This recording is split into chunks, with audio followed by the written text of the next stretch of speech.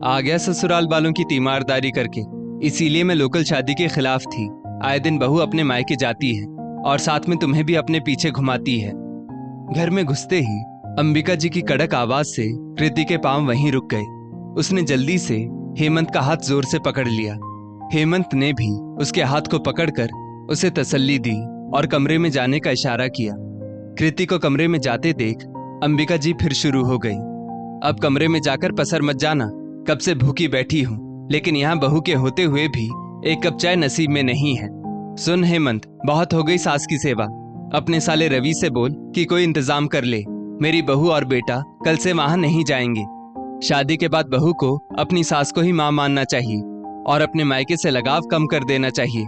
अरे दिल से मानो तो सास भी तो माँ जैसी होती है। अंबिका जी की बातें सुनकर हेमंत झुंझला उठा और गुस्से में बोला, प्लीज माँ, कभी तो अपनी तीखी जबान को शहद खिला दिया करो। जो मुंह में आता है बोल देती हो। मम्मी जी की हालत आपसे छुपी नहीं है।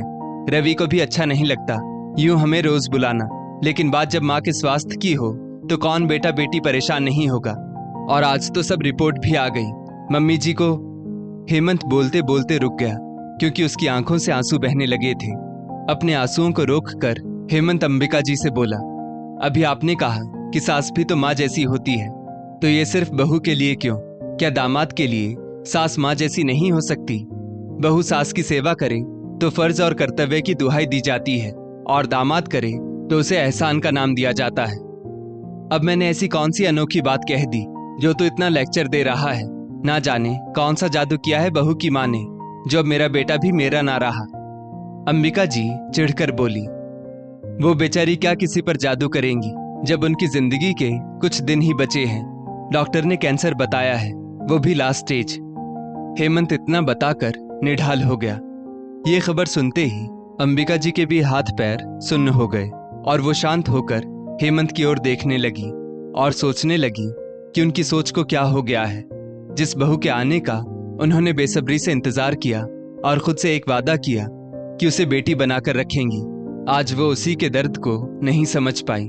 तभी उनके मोबाइल पर उनकी बेटी रम्या का फोन आया। मम्मी, आ गई तुम्हारी लाडली बहू। सही है, इतना अगर मेरी सास मुझे छूट देती तो मैं तो उनके चरणों में ही बैठी रहती। कहाँ मिलेगी उसे आपके जैसी सीधी सास? थोड़ा उसकी नकेल खींच कर रखो और भाई को भी समझाओ कि दामाद है वो, यूं ससुराल वालों के पीछे पीछे घूमना उसे शोभा नहीं देता। वैसे कहाँ है आपकी बहू? आ गई या अभी भी मायके की ड्यूटी कर रही है? जब कृति बहू बनकर आई थी तो उसने अंबिका जी का दिल अपने व्यवहार से कुछ ही वक्त में जीत लिया था। अंबिका जी की हर बात कृति से शुरू होती और कृति पर ही खत्म। रम्या को ये बात नागवार लगी।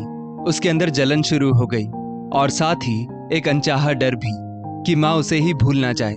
इसलिए वो जब भी मौका पाती तब अपनी माँ को कृति के खिलाफ करने की कोशिश करने लगती। उसकी ये कोशिश असर दिखाने भी लगी जब कृति आए दिन अपनी माँ के पास हेमंत के साथ जाने लगी। अंबिका जी परेशान ना हो जाए इसलिए उन्हें हेमंत ने कुछ नहीं बताया। रोज रोज और कभी भी बहू के अचानक मायके जाने से अंबिका जी भी चिढ़ने लगी और वही चिढ़ उनकी जबान पर आने लगी। बहू के मायके की बात सुन अंबिका जी को होश आया और उन्होंने रम्या से बाद में बात करूंगी कहकर फोन रख दिया। बहू के मन की हालत सोचकर वो दहल गई। सास है तो क्या, सीने में माँ का दिल भी तो था। फिर उन्हें जैसे कुछ याद आया और वो लगभग दौड़ते हुए कृति के पास गई। कृति मुंह पर हाथ रखकर सुबक रही थी। उसकी हालत देख अंबिका जी को अपनी सोच पर ही ग्लानि होने लगी। उन्होंने बहू को आलिंगनबद्ध कर लिया और प्यार से उसकी पीठ सहलाने लगी। कृति भी माँ का दामन पाकर जोर जोर से रोने लगी। आग लगे मेरी जबान को, ना जाने क्या क्या अनाप शनाप बोल दिया। माफ कर दे बहू, माना कि मैं थोड़ी मुंहफट हूं, लेकिन इतनी भी पत्थर दिल और बेरहम नहीं। अंबिका जी पश्चाताप से रोने लगी। अब से तुम यहाँ से निश्चिंत हो जाओ। तुम सिर्फ अपनी माँ की देखभाल करो, बाकी यहाँ सब मैं खुद संभाल लूंगी। तुम उनके साथ समय बिताओ और मैं भी जहां तक होगा उन्हें खुश रखने की कोशिश करूंगी। अंबिका जी के फोन पर फिर से रम्या का फोन आ रहा था। अंबिका जी ने फोन उठाया और बोली, रम्या सुधर जा, अभी भी वक्त है। तुम्हारी वजह से मैंने कृति बहू को क्या कुछ नहीं कह दिया। सीख उससे कि ससुराल के साथ मायके के रिश्तों को कैसे प्यार से सहेजते हैं। अगर एक बहू अपने ससुराल की जिम्मेदारी खुशी से पूरी कर सकती है तो दामाद क्यों नहीं। आज के बाद मैं अपनी बहू के खिलाफ कुछ नहीं सुनूंगी। अपनी आदत सुधार ले, कहीं ऐसा ना हो कि मेरे बाद तेरा मायका भी ना रहे। थैंक यू माँ, मुझे पता था कि आप कृति को कभी अकेला नहीं छोड़ेंगी। हेमंत पीछे से आकर अंबिका जी के गले लग गया। अंबिका जी हेमंत और कृति के साथ अपनी समधन से मिलने गई और उन्हें आश्वस्त किया कि रवि और कृति अकेले नहीं हैं। उनकी ये माँ हमेशा उनके साथ रहेगी। उनकी बातों को सुनकर कृति की मम्मी की आंखों में एक निश्चिंतता आ गई कि उनका दामाद सब संभाल लेगा। दोस्तों, ऐसा क्यों होता है कि बहू से उम्मीद की जाती है कि वो अपने ससुराल में सभी फर्ज निभाए, लेकिन वहीं अगर बात दामाद की आती है तो सबका नजरिया बदल जाता है। क्या दामाद अपने सास ससुर को अपने माता पिता मानकर उनकी सेवा नहीं कर सकता? इस स्टोरी को लेकर आपकी क्या राय है, नीचे कमेंट करके जरूर बताइएगा। और ऐसी ही और भी बेहतरीन वीडियोस के लिए हमारा पेज जरूर फॉलो करें। धन्यवाद।